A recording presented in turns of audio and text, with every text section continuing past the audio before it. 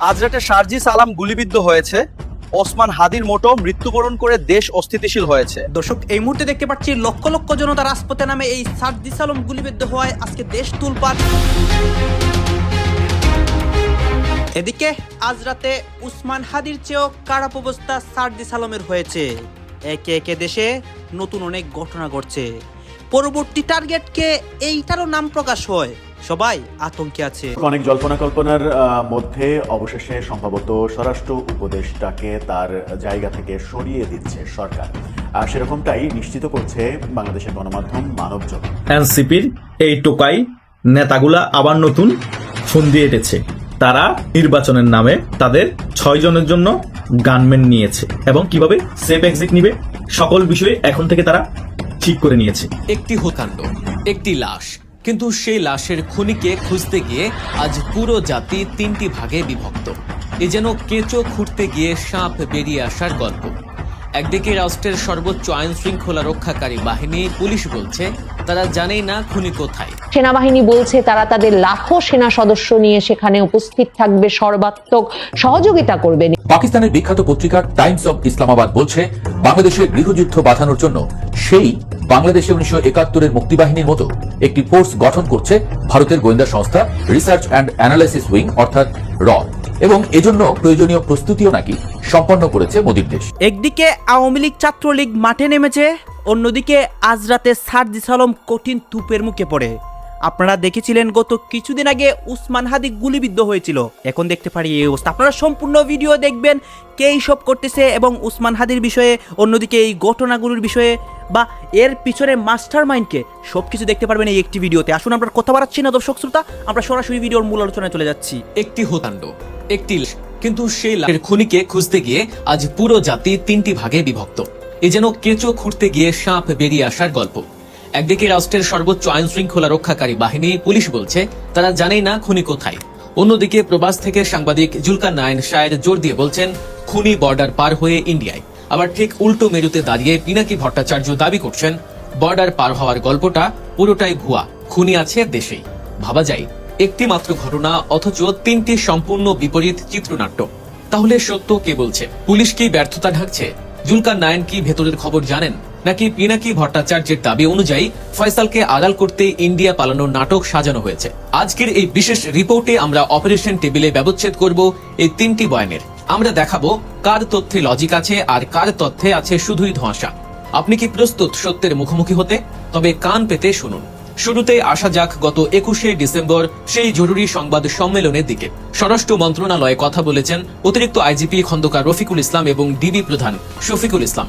পুরো জাতি আশা করেছিল পুলিশ হয়তো বলবে ফয়সালকে আমরা ট্রেস করেছি বা সে অমুক জায়গায় আছে, কিন্তু পুলিশ যা বলল তা হতাশার চেয়েও বেশি রহস্যজনক। অতিরিক্ত আইজিপি স্পষ্ট ভাষায় জানালেন ফয়সালের শেষ অবস্থান নিয়ে তাদের কাছে কোনো সুনির্দিষ্ট তথ্য প্রমাণ নেই। সে যে দেশের বাইরে চলে গেছে এমন কোনো নির্ভরযোগ্য তথ্য তাদের হাতে নেই। এখানে পুলিশ 2টি অত্যন্ত গুরুত্বপূর্ণ শব্দ ব্যবহার করেছে। প্রথমত, সুনির্দিষ্ট তথ্য নেই, অর্থাৎ ঘটনা 10 দিন পার হয়ে গেলেও ইন্টেলিজেন্স বা গোয়েন্দারা জানেন না শুটার আসলে কোথায়। এবং নাম্বার 2 হচ্ছে নির্ভরযোগ্য তথ্য না থাকা, অর্থাৎ মিডিয়া বা সোশ্যাল মিডিয়ায় যা রটেছে সেটাকে পুলিশ এখনো অফিসিয়ালি রিলায়েবল বা বিশ্বাসযোগ্য মনে করছে না। পুলিশ আরো একটি হাইপোথিসিস বা ধারণা দিয়েছে। তারা বলছে প্রাথমিক ধারণা হচ্ছে রাজনৈতিক উদ্দেশ্যে এই হত্যাকাণ্ড হতে পারে। ব্যক্তিগত কোনো আক্রোশ বা উদ্যোগ এখানে নেই, কিন্তু কোন রাজনৈতিক দল? পুলিশ বলছে আমরা এখনো স্পেসিফিক কোন দলের সম্পৃক্ততা পাইনি। পুলিশের এই বক্তব্য কি তাদের অসহায়ত্ব প্রমাণ করে না, নাকি এটি তাদের কোনো কৌশল? অপারেশন ডেভিল হান্ট ফেজ 2 চলছে, কিন্তু রেজাল্ট শূন্য। পুলিশ যখন বলে সে বিদেশে গেছে কিনা আমরা জানি না, তখন সাধারণ মানুষের মনে প্রশ্ন জাগে তবে কি বর্ডার ও ইমিগ্রেশন সিস্টেম পুরোপুরি কলাপস করেছে, নাকি পুলিশ জেনেও কৌশলগত কারণে চুপ আছে? এবার মুদ্রার উল্টো পিঠ দেখা যাক। পুলিশ যখন বলছে তথ্য নেই, তখন জুলকার নাইনের সাইড দিচ্ছেন সম্পূর্ণ ভিন্ন তথ্য। তিনি পুলিশের বক্তব্যকে সরাসরি চ্যালেঞ্জ করেছেন। জুলকার নাইনের দাবি পরিষ্কার, ফয়সাল ইন্ডিয়ায় পালিয়ে গেছে। পুলিশ যা বলছে সেটা সত্য নয়। তিনি শুধু পালিয়ে যাওয়ার খবরই থামেননি, তিনি ভবিষ্যৎবাণী করেছেন সামনে কি হতে যাচ্ছে। তার মতে ফয়সালকে ভারত থেকে পুশব্যাক করা হবে, অর্থাৎ জোর করে আবার ভারত থেকে বাংলাদেশে তাকে ফেরত আনা হবে। জুলকার নাইন লিখেছেন সর্বশেষ অবস্থা নিশ্চিত হওয়া যাবে ভারত থেকে পুশব্যাক করানোর পরে, তখন সেটাকে নিয়ে আরেকটা হইচই উঠানো হবে যে সেখানে বিশেষ কোনো সংস্থা জড়িত। এনসিপির এই টোকাই নেতাগুলা আবার নতুন ফোন দিয়ে এটেছে। তারা নির্বাচনের নামে তাদের 6 জনের জন্য গানম্যান নিয়েছে। তারা যদি নির্বাচনে জয়লাভ না করে তারা বিদেশ কিভাবে পালিয়ে যাবে এবং কিভাবে সেফ এক্সিট নিবে সকল বিষয়ে এখন থেকে তারা ঠিক করে নিয়েছে। এইদিকে নির্বাচনের টাইমে তাদের উপর সাধারণ জনগণ হয়তো আক্রমণ করতে পারে, সেটা বুঝেই তারা টেকনিক্যালি ভাবে গানম্যান নিয়ে নিয়েছে। অনেকের তো অস্ত্রের লাইসেন্সও আছে। আবার নির্বাচনে যদি তারা সকলেই হেরে যায়, এনসিপি টোকাই নেতাগুলা বিএনপি ক্ষমতায় চলে আসে, সেফ এক্সিট নিয়ে কোন দেশে পালিয়ে যাবে সেটাও এখন থেকে ঠিক করে নিচ্ছে। আমি আপনাদেরকে অনেক ভিডিওতেই বলেছি, তারা অনেকে সাউথ আফ্রিকা পালিয়ে যাওয়ার জন্য প্ল্যানিং করছে। অনেকের সাউথ আফ্রিকার ভিসাও নেওয়া নাকি হয়ে গিয়েছে। তারা বাংলাদেশের জনগণকে কিভাবে বোকা বানাচ্ছে দেখুন। তারা এই 16 মাসে যা পরিমাণ টাকা কামিয়ে নিয়েছে, কোটি কোটি টাকার মালিক হয়ে গেছে এই সকল টোকাই সমন্বয়কের এনসিপির এই নেতাগুলা। এখন যারা তাসলিম যারা কি করছে, সে জনগণের কাছে টাকা যাচ্ছে তার ফেসবুকের মধ্যে পোস্ট দিয়ে, ব্যাংকের নাম এবং বিকাশ অ্যাকাউন্টের নাম্বার দিয়ে। 7 ঘন্টায় নাকি বানের জলের পানির মতো 12 লক্ষ টাকা তার অ্যাকাউন্টে চলে এসেছে। আরে ভাই, এই নাটকের দরকার কি? তোমার ইউটিউব চ্যানেলের মধ্যে প্রায় 50 থেকে 60 লক্ষ সাবস্ক্রাইবার, তুমি সেখান থেকেই তো মাসে 10 থেকে 15 লক্ষ টাকা ইনকাম করো। তারপরে তুমি এই এনসিপি দলকে ব্যবহার করে কোটি কোটি টাকার মালিক হয়ে গিয়েছো। এখন জনগণকে কি বুঝাতে যাচ্ছ? তোমরা সৎ, তোমার জনগণের টাকা দিয়ে নির্বাচন করে আবার জনগণের উপকার করবা? বাংলাদেশে এরকম ফেরেস্তা আছে? এই সকল বাটপারি বাদ দাও। তোমরা নির্বাচনে জয়ী যদি না হও, বাদাম চালানোর ভয়ে বিদেশ পালিয়ে যাবা, সকল কিছু রেডি করে রেখেছো, সেফ এক্সিটের সকল প্ল্যান করে রেখেছো। আমরা সূত্র অনুযায়ী সকল কিছুই জানি। এই সকল গানম্যান, এই সকল অস্ত্রের লাইসেন্স, এগুলা দেখিয়ে কোনো লাভ নাই। এতই যদি তাদের জানের হুমকি থাকে, তাহলে সাধারণ জনগণকে যে মত করে মেরে ফেলা হচ্ছে, তাদের জানের হুমকি নেই? তাদের ফ্যামিলিকে গানম্যানকে দিবে, তাদের ফ্যামিলিকে অস্ত্রের লাইসেন্স কে দিবে?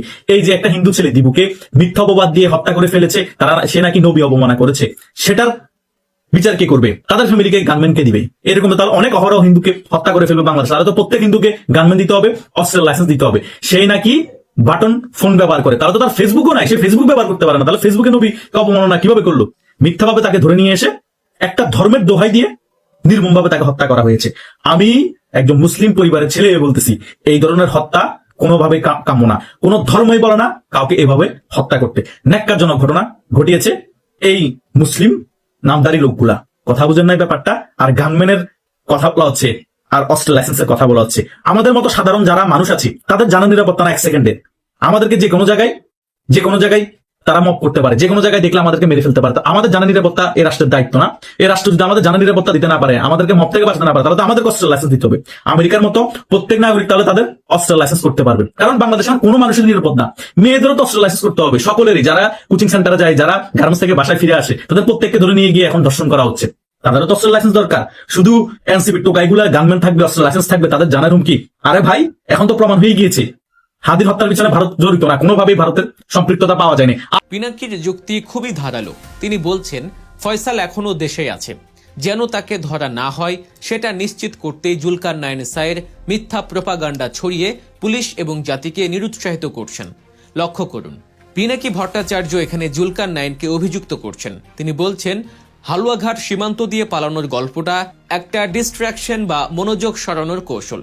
সবাই যখন বর্ডারের দিকে তাকিয়ে থাকবে, ইন্ডিয়া নিয়ে ব্যস্ত থাকবে, তখন আসলে ফয়সাল দেশের ভিতরেই নিরাপদে লুকিয়ে থাকবেন। পিনাকির মতে জুলকারনাইনের এই ইন্ডিয়া পালানোর গল্প আসলে পুলিশকে অলস করে দিচ্ছে।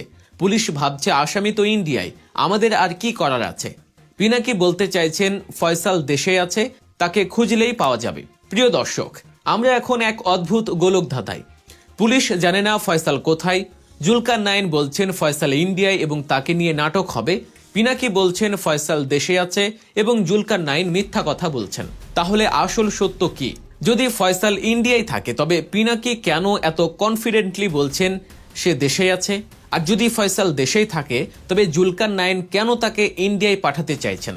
আর পুলিশ, তারা কি সত্যি কিছু জানে না, নাকি তারা এই দুই ইনফ্লুয়েন্সারের তথ্যের মাঝখানে কনফিউজ হয়ে আছে? আসুন আমরা একটু কমন সেন্স অ্যাপ্লাই করি। লজিক কি বলে? ফয়সাল ঘটনার পর আগারগাঁওয়ে বোনের বাসায় গিয়েছিলেন, তারপর ময়মনসিংহ রোডে মুভ করেছে। সিসিটিভি ফুটেজে তাকে দেখা গেছে। যদি সে দেশেই থাকতো, তবে সে ঢাকার বাইরে যেত না। ঢাকার মতো জনবহুল শহরে পালানো আসলে সহজ, কিন্তু সে কেন সীমান্ত জেলা ময়মনসিংহের দিকেই গেল? এই মুভমেন্ট প্যাটার্ন জুলকারনাইনের দাবিকে কিছুটা শক্তিশালী করে তোলে। বর্ডারের দিকে যাওয়ার মানেই পালানোর চেষ্টা। আবার পিনাকি দাবিও ফেলানোর মতো নয়, সীমান্তে কড়াকড়ি থাকার কথা। বিএসএফ বা বিজিবির চোখ ফাঁকি দেয়া কিন্তু অনেকটাই কঠিন। এমনও হতে পারে ফয়সাল বর্ডারের কাছাকাছি গিয়ে ফিরে এসেছে বা সেখানে কোথাও লুকিয়ে আছে।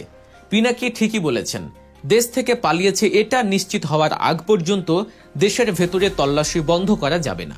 যদি পুলিশ ধরে নেয় সে পালিয়েছে আর সে যদি দেশেই থাকে, তবে সেটা হবে তদন্তের জন্য সবচেয়ে বড় ভুল। বিশ্লেষকরা এখানে দুটি সম্ভাবনা দেখছেন। প্রথম সম্ভাবনাটি হলো ফয়সাল আসলেই অত্যন্ত চতুর এবং সে কোনো ডিজিটাল ফুটপ্রিন্ট না রেখেই পালিয়ে গেছে, এবং দ্বিতীয় সম্ভাবনাটি হলো পুলিশ আসলে জানেই না ফয়সাল কোথায় বা কারা তাকে শেল্টার দিচ্ছে। একটা কথা আছে, ঘরের শত্রু বিভীষণ।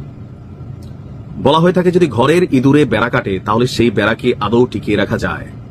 এক সময়ের ব্লুটুথ বয়, এই জুলাই অভ্যুত্থানের এক অগ্রগামী নায়কের ভূমিকা যিনি ছিল নাহিদ ইসলাম, পরবর্তী সময়ে ডক্টর ইউনূসের খুবই আস্থাভাজন ছিলেন, সরকারের দায়িত্ব পালন করেছেন, সরকারের ভেতরের অনেক তথ্য তিনি জানেন। যেহেতু তিনি সরকারই ছিলেন, তিনি যখন সরকারকে নিয়ে কোনো মন্তব্য করেন তাহলে আমাদের বুঝতে হবে যে ভেতরে ভেতরে অনেক কিছুই হয়তো ঘটছে যেটা আমরা জানি না। এবার নাহিদ ইসলাম ডক্টর ইউনূস সরকারকে নিয়ে এমন এক চাঞ্চল্যকর তথ্য সামনে এনেছেন যে বক্তব্যের পর বোঝা যায় যে ডক্টর ইউনূসকে এই মুহূর্তে বাটে ফেলতেই এমন ধরনের বক্তব্য হয়তোবা, অথবা যা অভিযোগ আসছে সরকারের বিরুদ্ধে তা সত্য। এখন যদি অভিযোগ সরকারের বিরুদ্ধে সত্য হয় তাহলে সরকারকে পদত্যাগ করতে হবে, আর যদি অভিযোগ মিথ্যা হয় তাহলে সরকারকে এটা ক্লারিফিকেশন করতে হবে নাহিদ ইসলামের এই অভিযোগ কতটুকু সত্য। নাহিদ যে অভিযোগ করেছে সেই অভিযোগটাতে বাতে পড়ছে টোটাল সিস্টেমের প্রধান হিসাবে যিনি মূল ভূমিকা আছেন ডক্টর মোহাম্মদ ইউনূস। তো কি বক্তব্য, শরীফ ওসমান হাদি তার একটা অ্যাক্সিডেন্ট হতে পারে এবং হওয়ার পর কি কি ঘটনা ঘটানো হবে বাংলাদেশে, এটার একটা পরিকল্পনা নাকি আগে থেকে তৈরি করা। এবং নাহিদ বলার চেষ্টা করছেন এই ঘটনার পর আমরা বলেছি যে এটা সরকারের ভেতরের একটা অংশের এখানে সংশ্লিষ্টতা আছে, এমনটাই মন্তব্য নাহিদ ইসলামের। এই আলোচনাটা আরো বিস্তারিত আমরা যখন দেখছি তখন গতকালকে রাজধানীর একটি হোটেলে একটা সংবাদ সম্মেলনের আয়োজন করা হয়েছিল মব ভায়োলেন্সের বিরুদ্ধে সংবাদপত্র সম্পাদকদের সংগঠন সম্পাদক পরিষদ এবং news paper owners association of Bangladesh, অর্থাৎ প্রথম আলো এবং ডেইলি স্টারে যে ঘটনাগুলো ঘটেছে সেটার বিপরীতে। তো নাহিদ বলছেন আমাদের জন্য দুর্ভাগ্যজনক যারা এই ঘটনাটা সেই রাতে ঘটিয়েছে বা যারা প্রথম আলো সহ সাংস্কৃতিক প্রতিষ্ঠানগুলোর উপর হামলা করেছে, তারা জুলাই গণঅভ্যুত্থানের স্লোগানগুলোকে ব্যবহার করেছে, হাদির নাম ব্যবহার করেছে, আমাদের স্লোগানগুলোকে ব্যবহার করে তারা সেখানে আক্রমণ করেছে। আজকে যে পরিস্থিতি এসেছে সেটা দুর্ভাগ্যজনক। তার বক্তব্য হচ্ছে যে আমরা বলেছি এই ঘটনায় সরকারের ভেতরের একটা অংশের সংশ্লিষ্টতা আছে, এটার পক্ষে সম্মতি তৈরি করা হয়েছিল অনেক দিন ধরেই, এটার সঙ্গে রাজনৈতিক ব্যাকআপও আছে।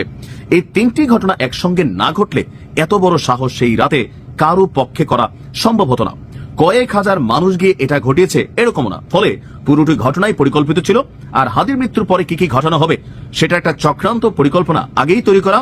ঘটনাগুলো দেখে আমাদের কাছে এটাই মনে হয়েছে। বাংলাদেশিদের ভিসা দেওয়া বন্ধ ছিল আগেই, এবার বাংলাদেশ বন্ধ করলো ভারতীয়দের ভিসা দেওয়া, পাশাপাশি সব পরিষেবা।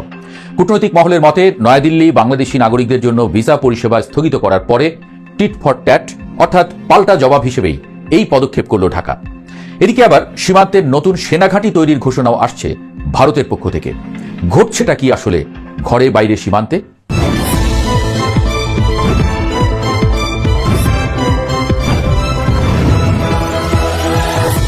দুই দেশের সম্পর্কের বরফ যেন গলছেই না, উল্টো তা এখন জমাট বেঁধে পাথরে পরিণত হওয়ার উপক্রম হয়েছে।